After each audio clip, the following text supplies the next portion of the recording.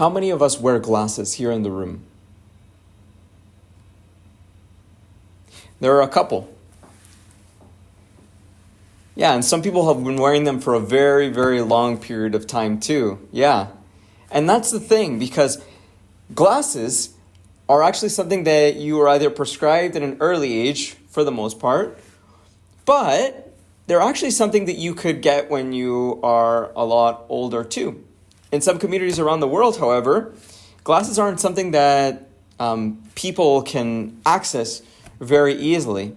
In some countries around the world, they may have poor vision, but they'll never be able to purchase glasses because of how inaccessible they are to get. When I got glasses when I was in grade 6, I think, or grade 7, I remember the first thing that I saw when I got glasses was the trees, or were the trees. And I think a lot of people explain this, or a lot of people share this experience of not having glasses and having glasses and being able to see the trees, being able to see branches, the richness of the colors, the depth of looking at a tree. And I think it's because it's something that we take for granted. Just how often we see trees, so we're kind of just not really mesmerized at how awesome they actually are. But when I got glasses and I looked at a tree for the first time, we could say it was something that left me just wow, thinking, wow, I am so grateful to be able to see well. Now, these glasses, or glasses in general, are something that you may need in your life or may not need, right? I know people, and some elderly people actually, that never needed glasses and lived their entire lives without glasses. It's true. They never actually needed it. And they passed away and didn't have glasses either. But there is a type of glasses, there are type of glasses that we need. And we're going to look in 2 Corinthians chapter 5, verse 7, to see what glasses those are. Because these glasses aren't ones that you potentially could wear in your life, or you could potentially have a need of them when you're young, but then get rid of them when you're older, or vice versa. They're glasses that you need to put on today. Right now, you need to have these glasses on. And the Bible talks about it in 2 Corinthians chapter 5, verse 7. So if you have your Bibles, you can turn to that verse with me. 2 Corinthians chapter 5, verse 7 says, "For we walk by faith, not by sight." So before we get to that understanding of what the glasses I'm talking about are, let's dive into this verse a little bit. It says, we walk by faith and not by sight. Now, we've been talking a little bit about what faith is, and we saw the explanation from Hebrews, which is very clear. And in Hebrews, it tells us is faith, in Hebrews chapter 11, verse 1, faith is the substance of things hoped for, the evidence of things not seen. Meaning that faith isn't something that we can necessarily touch. It's not something that is understood by our five senses, but it's something that if we decide to have, that we could, and we can understand and we can trust God more and more. Because it's the things that God promises to us. It's the things that we hope for, but not necessarily the things that we can see and the things that we can touch. The glasses that I want to talk about today are spiritual glasses, or the glasses of faith. The glasses I want to talk about today are spiritual glasses, or the glasses of faith. Now, these are glasses that even if you have perfect vision, like I know a couple of people in the room have, they're the glasses that you need to wear today.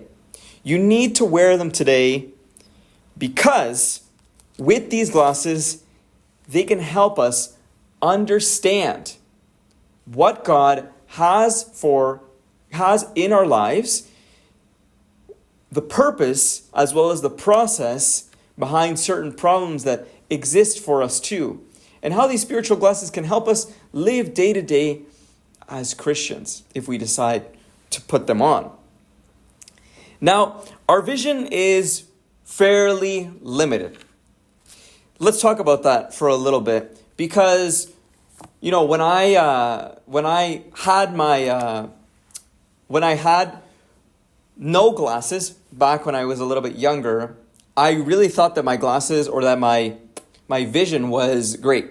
I didn't think that there was anything wrong with my vision at all, actually. I thought that I could see perfectly. And it was only until I put on these glasses that I realized that, I'm actually not, I can't actually see as clearly as I thought I could. And this is something that I struggled with for a little while, because it was very frustrating to have to wear glasses. And you can only imagine when you are younger, glasses are not something that's really cool either. There's a lot of, stories and books that are shared for kids that have glasses, because they make you feel, quote unquote, like dorky or nerdy or geeky. And so you don't feel great wearing them. And obviously on TV it doesn't help either. It makes you also feel silly wearing them. So when I got them, naturally I felt like that. I felt like everyone was laughing at me or making fun of me. And so even though people told me that I looked fine and it was okay, for me, glasses were really hard to wear, and I didn't like them.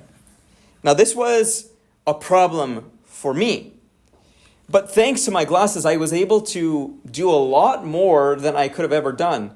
On my license, I actually have a little sign, or I don't know what it is. I think it's like a little letter that says that I need glasses to drive, because I can't see from far away. So on my license, it tells me now, but I'm not embarrassed about it anymore. I've grown up to realize, it's okay being able to wear glasses, and it's fine. Now, when we put on our spiritual glasses, sometimes we might feel the same. Sometimes we might feel uncomfortable wearing them, or they might feel unfamiliar to us. We might feel like an outcast because we're wearing them too. But I want to share that our natural vision is limited. What we can see is limited. And so we need to wear spiritual glasses, or glasses of faith. And here's the first reason why. The first reason why is because at times we can only see what's on the surface. There's so many reasons why we could feel frustrated throughout the day, or feel stressed, or feel busy, or feel anxious, or feel like every single day slips into another day. It's because we're only focusing on problems. We're only focusing on what's there at face value. But spiritual glasses, putting on God's way of seeing, or spiritual glasses of faith, as in trusting in God and what He has for us, helps us not see only the problem, but the why behind certain things that happen in our lives. And helps us understand that there are purposes for what we're going through. Let's go to Proverbs chapter 3, everyone. Proverbs chapter 3, verse 5 and 6.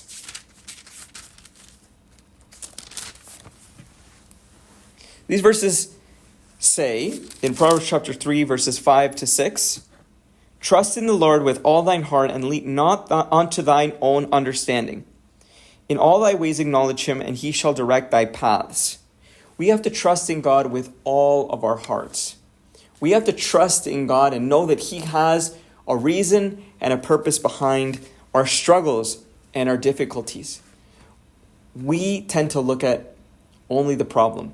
But God sees the bigger picture. He sees how what we're going through will help us in 2 years or in 3 years from now. And so we have to trust that God knows what is happening with our lives and why we're going through situations. Now, when we're going through good situations in our life, it's kind of easy to do that, right? But it's when we go through struggles, when we go through problems, that we need to trust that there is a purpose and there is a process behind what's happening. And this only can occur when we put on the spiritual glasses, when we can put on those glasses that help us see and help us know that God has everything under control. When we put on those glasses, it helps us have this understanding that, what's happening right now might not be the full picture. That there might be things that I just don't understand right now, but maybe in 2 years or in 3 years from now I will. Or maybe even shorter. Maybe tomorrow I'll know, or in a week or in a month, right? This example or this experience can be shared by one of the disciples, and his name is Peter. So we're going to go to Matthew chapter 14, verse 29 to 30. Matthew chapter 14, verse 29 to 30.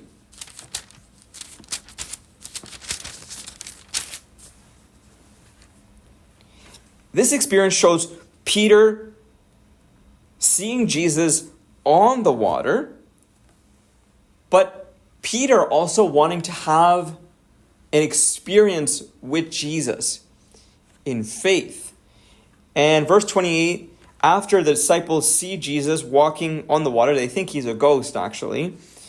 Peter sees Jesus. Jesus speaks to them saying, "It's okay, don't be afraid, it's me." And in verse 28, Peter answers Jesus and says, "If it be thou, bid me come unto thee on the water." And he said, "Come." And when Peter was down out of the ship, he walked on the water to go to Jesus. Peter wants to make this experience of faith, and so he walks towards Jesus. He sees Jesus, and he's looking at Jesus. He's fixing his eyes on Jesus. And so he walks on the water, but what happens in verse 30 is that when he sees, or when he saw the wind boisterous, he was afraid, and beginning to sink, he cried, saying, "Lord, save me." And that's our circumstance in so many moments of our life. You know, we are walking with Jesus, we trust him one day, but the next day we forget. We forget how Jesus has helped us, how he's helped us walk on water, how he's done miracles in our lives. And so we're walking on the water, but then eventually we sink because we forget about faith. And we forget about the trust that we should have in God. And we forget about the experience that he's also given us with him before. When we don't put on the spiritual glasses, sometimes we focus only on the problems. We don't focus on the purpose, right? So we're thinking about, the car is running out of gas and the gas price is too high right now. Or I'm struggling because, I'm very, very sick and I have a report due tomorrow. Or I'm in a fight with my best friends and I don't know how to solve them. But if we take time to ask God in prayer, "Lord, what could be the reason behind this?" Or, "Lord, give me peace to understand that maybe I don't get everything right now, but I can get peace knowing that you have everything under control." Knowing that what it says in Proverbs chapter 3, verse 5 and verse 6 is that we should trust in the Lord and not lean on our own understanding.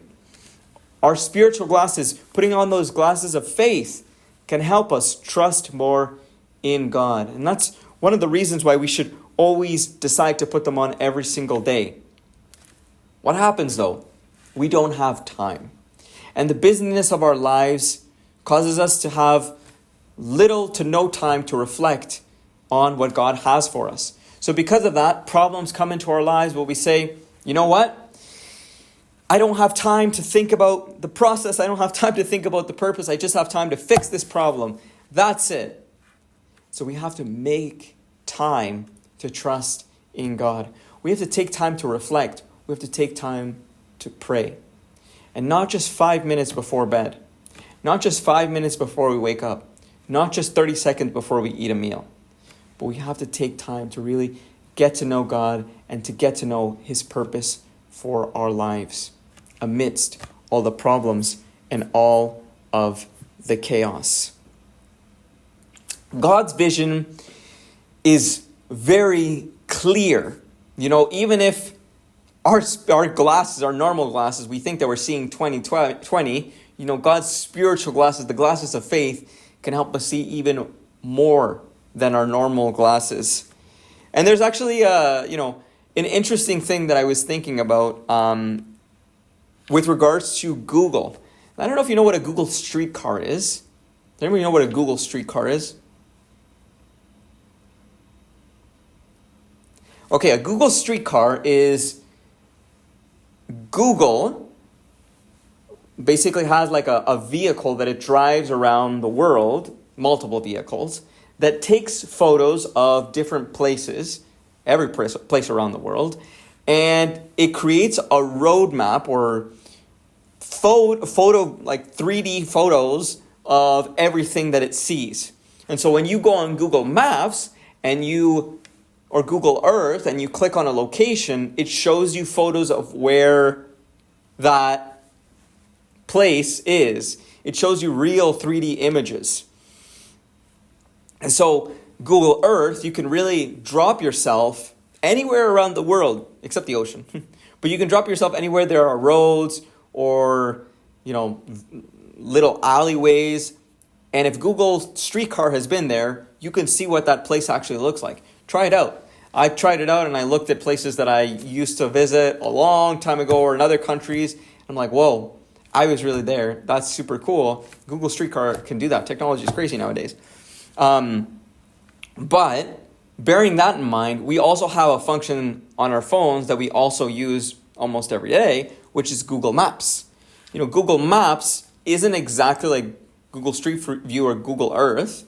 What Google Maps is kind of just like a 2D representation of where you're going on the road. And it shows you, okay, you're going left, you're going right, and then it kind of says in 500 meters, in 1 kilometer, 2 kilometers, tells you to turn right, etc.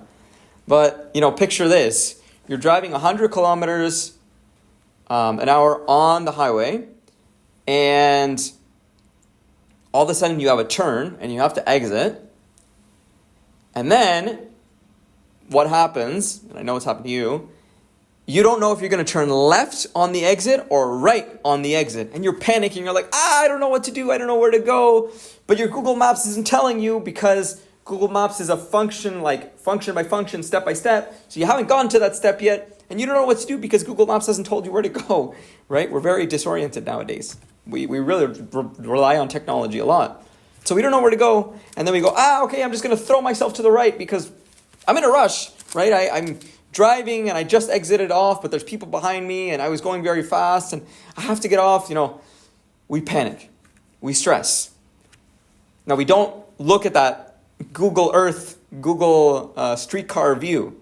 We don't have time for that. We just have time for the 2D images. We don't have time for the 3D images.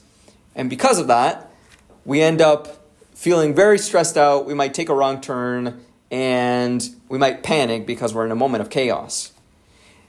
Now let's think of this in our relationship with God, because there are times when our problems, because we're so deep in our problems, we decide to use the Google Maps.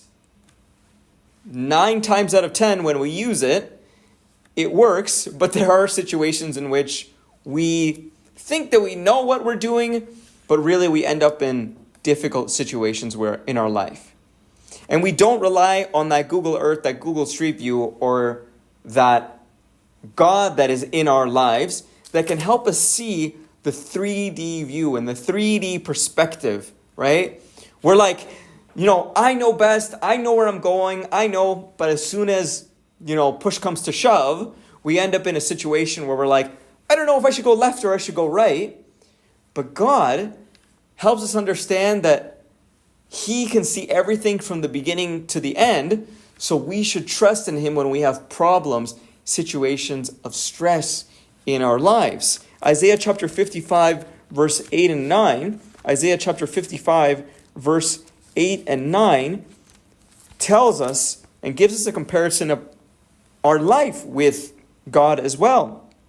It says that my thoughts are not your thoughts, neither are your ways my ways, saith the Lord. For as the heavens are higher than the earth, so are my ways higher than your ways, and my thoughts than your thoughts. We only see what's right in front of us, and it's hard for us to see beyond that. But God can see the beginning to the end. He knows what's going to happen tomorrow in your life, tonight in your life, in 5 minutes from now in your life. And so because of that, we should trust in Him, because God isn't limited to time, to circumstances, or to our fears and our doubts.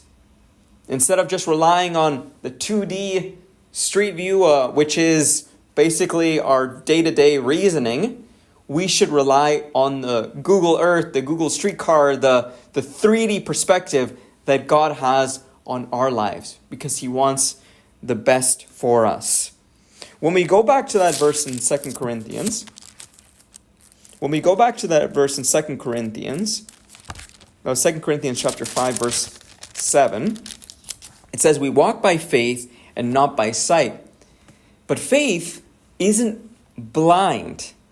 It's not like we're trusting in God who doesn't know the beginning to the end, and we're kind of just like, Lord, please, wherever you go, I hope you know the way. God knows the way. He knows exactly where he's going, and he knows exactly where you're going to. And because of that, you should trust in him, not by only what you can see. Now, we might argue, well, I have intuition. So that helps, doesn't it? Who knows what intuition is?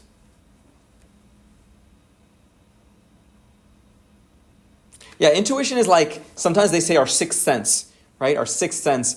It's that thing that's like a gut feeling, a gut reaction. Somebody walks in and you're like, ooh, I have a feeling. I don't know how to explain it.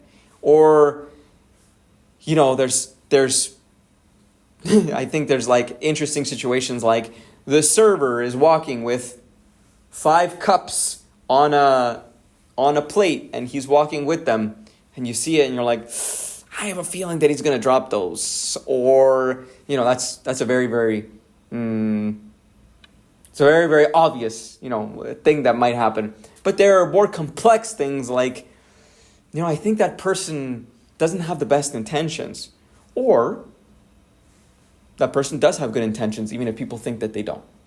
So intuition can lead us kind of both ways, but raise your hand if your intuition has been off sometimes. I know mine has. We can't rely just on our intuition. And we can't think that every single thing that we think and have a gut feeling about is going to be right. Because ultimately it won't. And so trusting in God isn't like trusting in our intuition. Trusting in God isn't trusting in somebody that's 90% right all the time. Instead, it's trusting in somebody that's 100% right all of the time. And that gives us peace. That gives us assurance in moments of stress or in moments of frustration. Because we can know God has it all planned out. And God has my life in his hands. You know that song? He's got the whole world in his hands. That's our God. The one that has the whole world in his hands. And so if we can't trust the one that has the whole world in his hands, are we going to trust ourselves? I think it's not a good idea. Faith, going back to this verse, 2 Corinthians chapter 5, verse 7, says we walk by faith, not by sight. And a great example of this is the experience of Abraham that he had when he was sent to go to a land that God would show him. Not that God showed him, because he hadn't been there yet, but he walks by faith, not by sight. He walks by God's leading. He trusts in God to get to where he needs to go. He doesn't trust in what he can see, because what he could see was uncertainty, the unknown, that he had potential wealth where he lived. God tells us to walk in faith every single day. And in our problems and in our difficulties, he tells us to trust in him. Even if it seems impossible, God tells us to trust in him because he's the only one that can give us peace. Now, we can't see the whole picture, unfortunately. Even if we put on the spiritual glasses, even if we put our glasses of faith on, we won't be able to see the whole thing. But what we will be able to do is that we'll be able to put on the spiritual glasses that will help us trust in the one who can see the whole picture. So even though the glasses won't help us see the whole picture, it will help us put our trust in the person that can see the whole picture. The person that will help us believe that the invisible is more real and more important than the visible. Let's turn to 2 Corinthians chapter 4, which is right before where we're reading in 2 Corinthians chapter 5. Verse 18 says, "While we look not at the things which are seen, but at the things which are not seen. For the things which are seen are temporal, but the things which are not seen are eternal." The things that we can't see are the things that last. The things that we can't see are the things that last. And it's a bit bittersweet to think about, right? Because of how much time we spend here on earth and how much effort we put into building a life for ourselves, right? How much time we take in saving money and purchasing nice things. I think we all want nice things. We all want to dress nice. We all want to live in a nice home. We all want to be comfortable. So it's bitter in the sense that isn't forever. But it's sweet in the sense that just because that isn't forever doesn't mean that God doesn't have greater things prepared for us in the future. Right? So even though the things that we can see will only last for a little while, there are greater things that are prepared for us in the future. And so when we have our problems and our difficulties, remember that even if things right now seem like they'll never come to an end, and we're struggling with it because we feel like I'm really so low and I'm really deep in the water, just like Peter was, right? We can have trust that God wants to help us see the invisible. He wants us to walk in faith and to trust in Him too. But walking in faith, as I said, and wearing the glasses of faith or wearing the spiritual glasses doesn't mean that you're walking blindly. It means that you're putting your trust in the person that can see the beginning to the end, the person that can see the 3D Google Maps view. I think it's time that we stop depending on just what we can see every single day. Depending on only what our problems show us, only how we're feeling that day. Because, I don't know about you, but I change how I feel almost every day. Some days I wake up happy. Some days I wake up not so happy. Some days things go well. Some days things don't go well. And so I'm kind of just like regulated or dysregulated, but controlled by how I feel and by my mood. And that's how a lot of us live. Just by how I'm feeling that day, depends on if I'm going to, or depending on how I feel in a day, or depending on what my mood is, I'll pray or I'll get closer to God. So if I'm in a good mood, I'll pray. If I'm in a not so good mood, I won't pray. But God wants us every single day to put on those spiritual glasses so that even if we can't see the reason, we can understand that there's a purpose, that there's a process behind the issues that we face every day. And so it's my wish and prayer that we would trust in God. Remember that His vision is the clearest. Our vision is the most limited. And when we trust in Him, He'll help us see the things that are unseen rather than focusing on the things that are seen. Amen.